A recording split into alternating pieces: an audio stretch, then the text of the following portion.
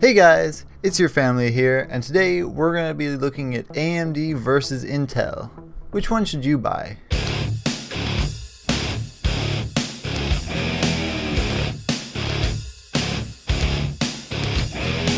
Now, representing Team Red, we have the AMD FX 8320, which is running at 5 GHz, and that 5 GHz is what the FX 9590 is running at on its boost clock.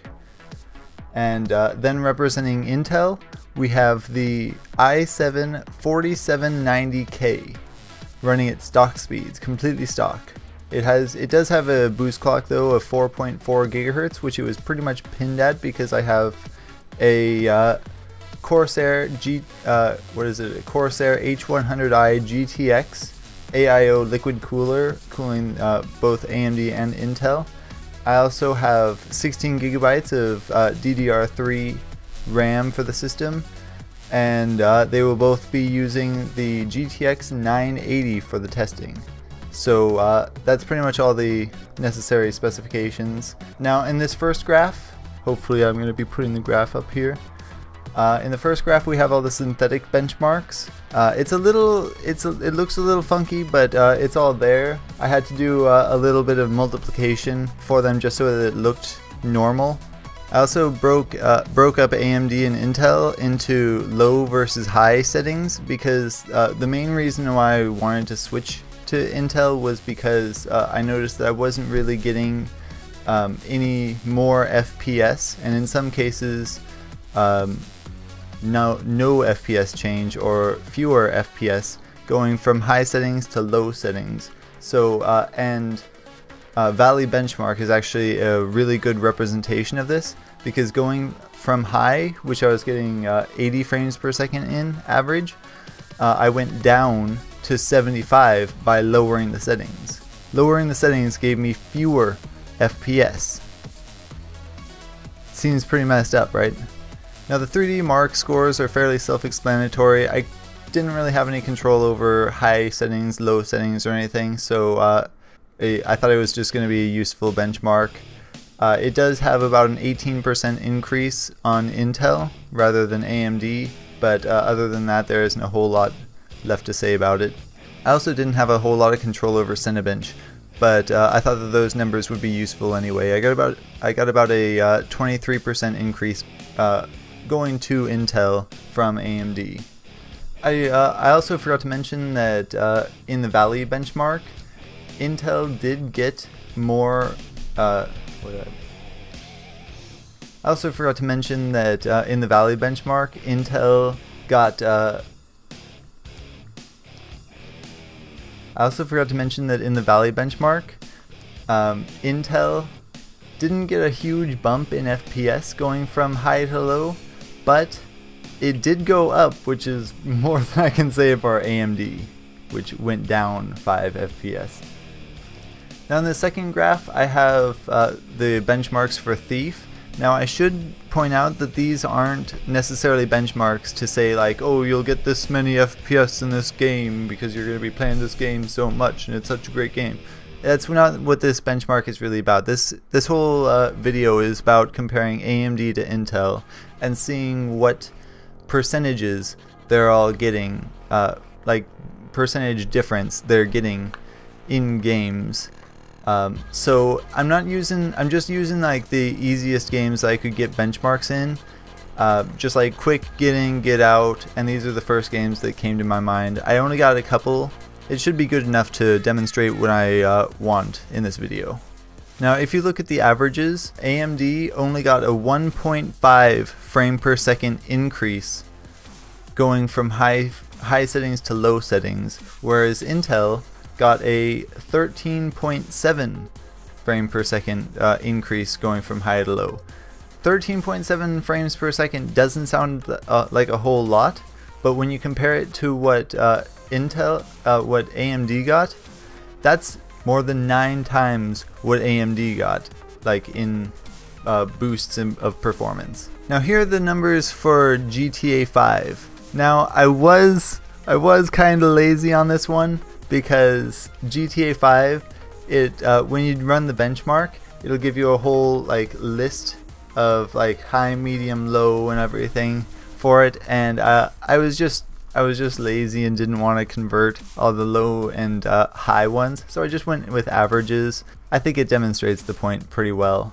This benchmark also is not very good. I don't feel like this benchmark is very good, because when I'm just driving around the city having fun, you know, normal stuff you do on high settings, it's dipping down into the 30s, just driving around, not like any explosions, not shooting, just loading the terrain.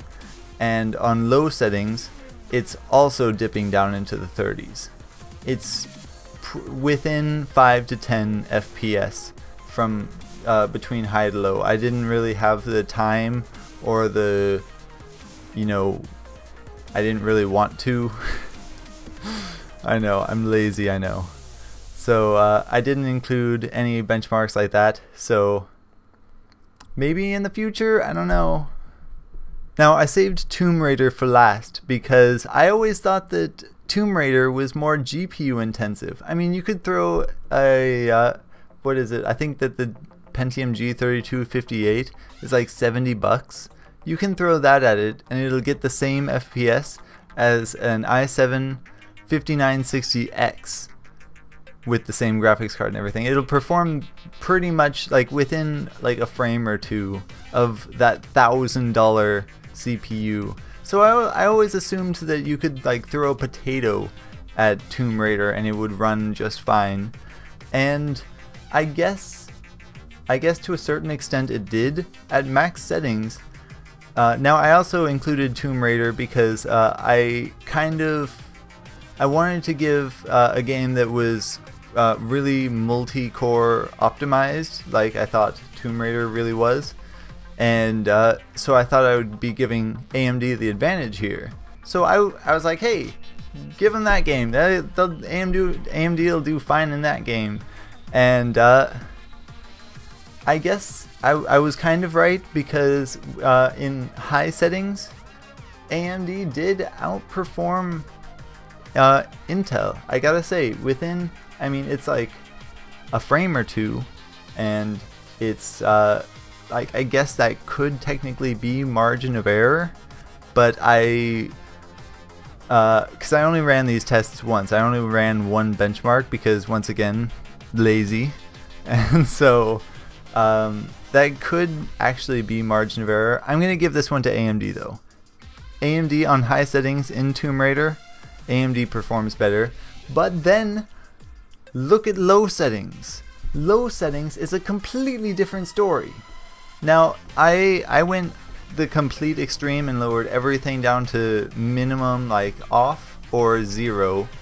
And honestly, when I saw those results for Intel, like, I thought that AMD's scaling going from high to low was pretty good. I mean, 160 frames per second, 204.2 average, and 230.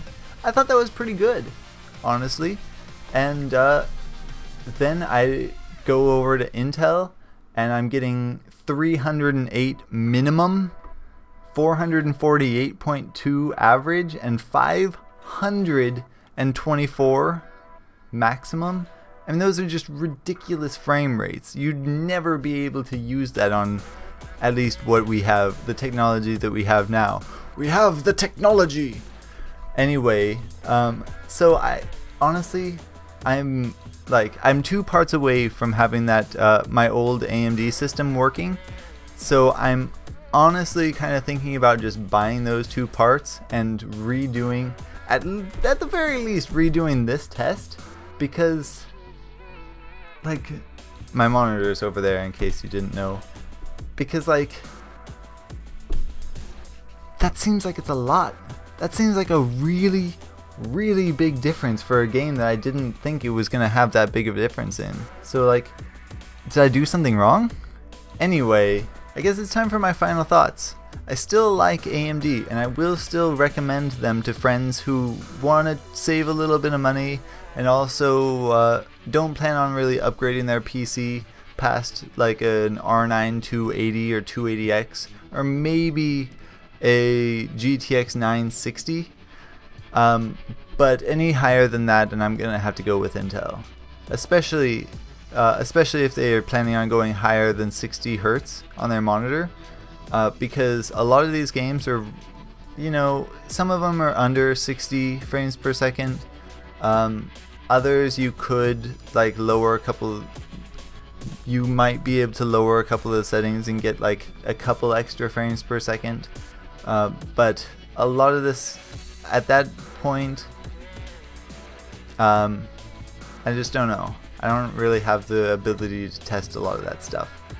Do I think that the i7 4790K is the best way to go? Probably not for everyone. For most people, the i5 4690K will be just fine for everything that they're going to do with it.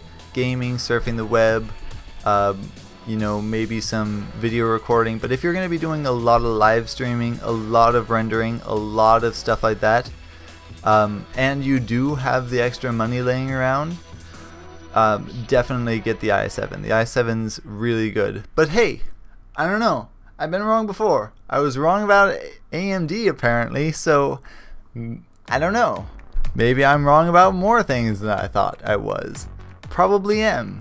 Anyway, thank you all for watching. If you have any comments, comment box is down below. Make sure to use it. What CPU do you all have? Are you thinking about upgrading it? Did this video make you want to upgrade your CPU?